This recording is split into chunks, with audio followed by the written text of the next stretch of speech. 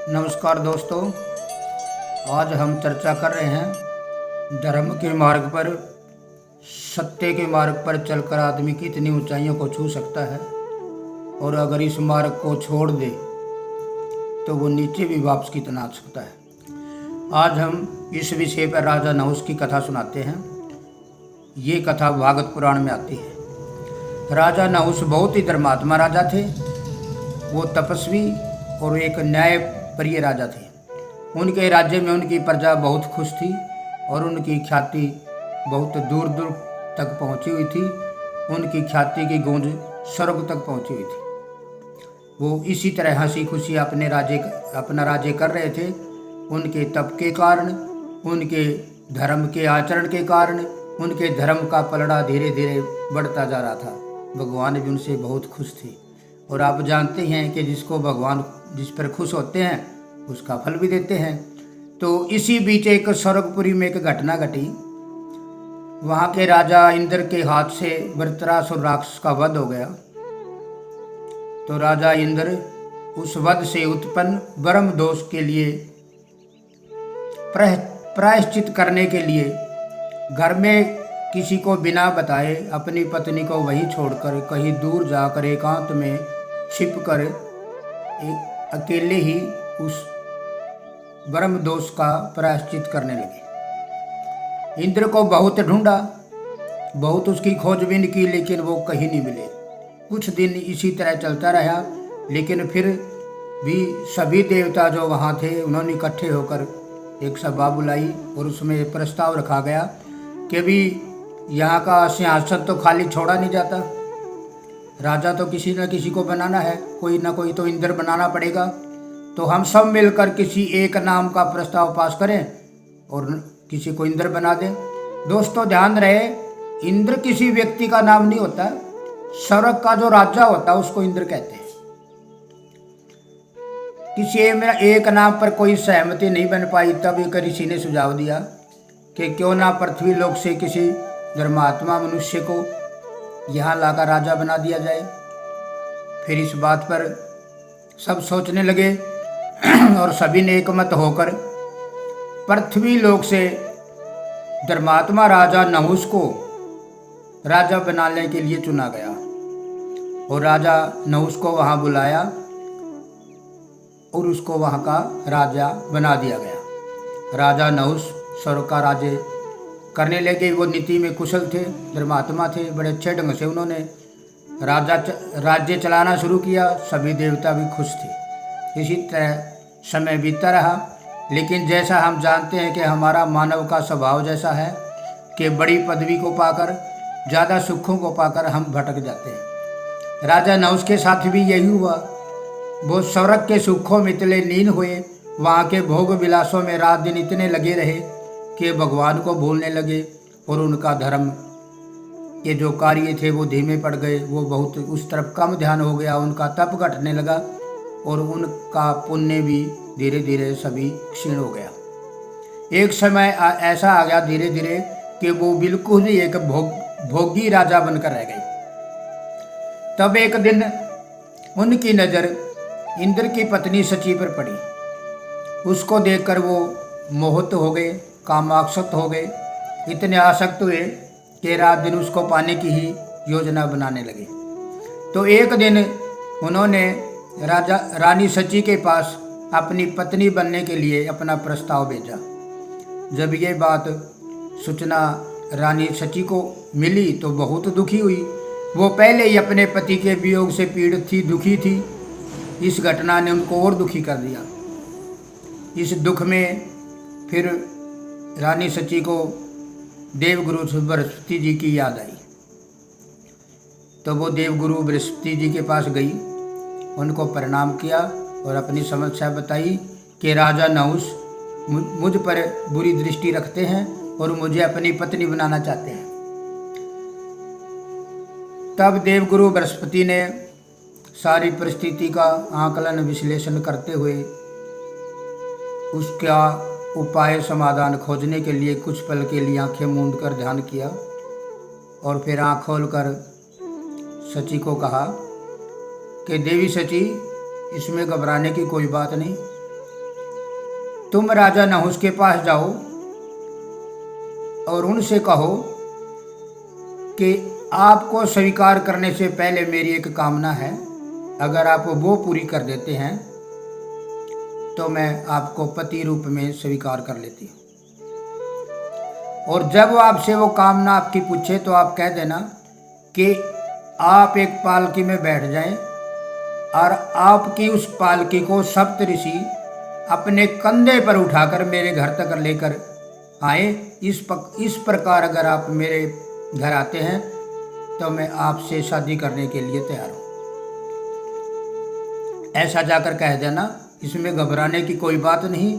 और सप्तऋषियों से सेवा लेने से नहुस स्वयं ही नष्ट हो जाएगा। तो देवगुरु बृहस्पति से इस प्रकार बात सुनकर रानी को उनके हृदय में धैर्य हुआ और उनका कुछ दुख दूर हुआ, उनको कुछ हौसला हुआ और वो हिम्मत करके राजा नहुस के पास पहुंची। उन्हें देखकर राजा नहुस बहुत खुश हुआ और रानी ने जाते ही नहुस को प्रणाम किया और उनसे कहा, हे जगतपते, आपका प्रस्ताव मुझे मिला है। अगर आपको स्वीकार करने से पहले मेरी एक छोटी सी कामना है, अगर आप वो पूरी कर देते हैं तो मैं आपको स्वीकार कर लेती हूँ। राजा ने कहा, कहो कहो आपकी क्या कामना है। मुझे स्वीकार करने के लिए आपका जो भी कार्य होगा मैं उसको शीघ्र पूर्ण करूँगा। राजा बहुत खुश था। तब रानी ने कहा कि आप एक पालकी में बैठ जाएं और उस पालकी को सप्तऋषि अपने कंधे पर उठाकर मेरे घर लेकर आएं। अगर आप इस प्रकार मेरे घर आते हैं तो मैं आपको पति के रूप में स्वीकार कर लेती हूँ। तो राजा बड़ा खुश हुआ। उसने कहा, ठीक है, आपने बहुत अच्छी बात कही, मुझे बहुत खुशी मिली आपकी बात सुनकर। और सभी सप्तऋषि, ब्रह्म ऋषि, गंधर्व, किन्नर, देवता सभी मेरे अधीन है, सब मेरे अधीन है।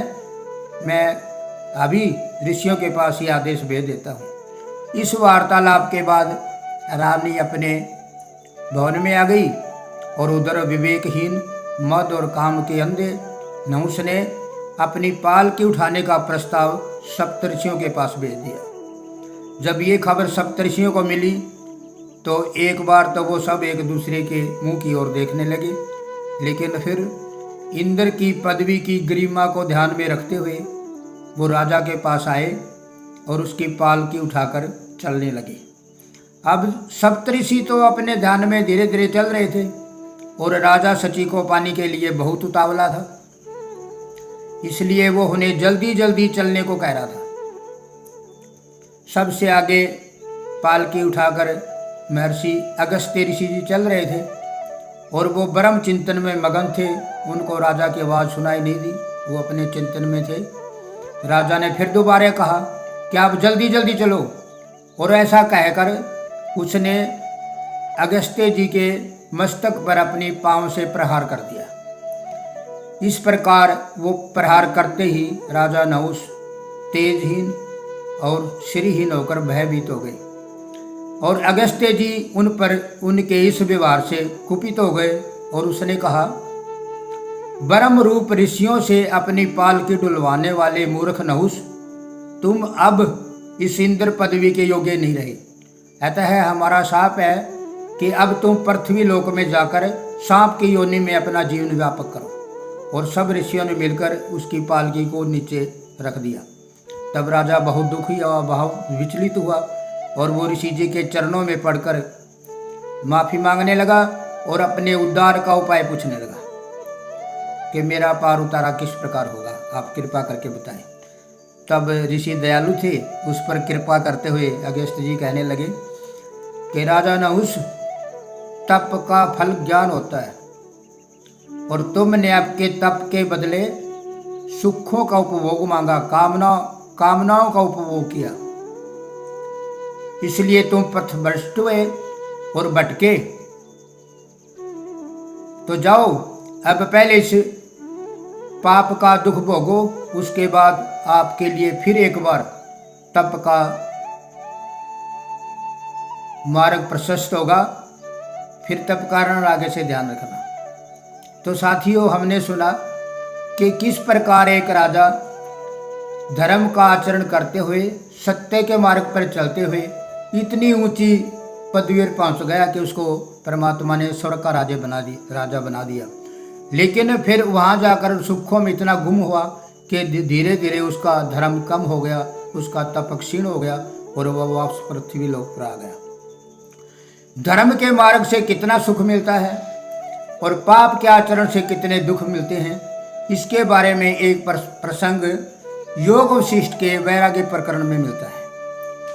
वह महाराज वशिष्ठ जी भगवान राम जी को समझाते हुए कहते हैं, हे राम, जब कोई व्यक्ति शास्त्र के विपरीत कार्य करता है, धर्म के विपरीत करता है, भक्ति को छोड़ देता है, तो उसके जीवन में रोग, दुख, संताप और दरिद्रता उसको इतनी बुरी तरह से घेर लेते हैं कि उसके लिए एक पानी की बूंद मिलना भी मुश्किल हो जाती है, वो भी दुर्लभ हो जाती है। और दूसरी तरफ अगर कोई आदमी धर्म का आचरण करते हुए, भगवान की भक्ति करते हुए, सत्य के मार्ग पर चलते हुए अपने जीवन को इतना ऊंचा उठा लेता है कि लगातार इस अभ्यास में लगा रहता है, तो परमात्मा उसको सारी पृथ्वी का राज देकर भी ये सोचते हैं कि मैंने अपने भगत को बहुत कम दिया है। तो दोस्तों, हमने सुना कि किस प्रकार एक धर्म का मार्ग हमें सुखों के रास्ते ले जाने वाला होता है और पाप का मार्ग हमेशा भटकाने वाला होता है।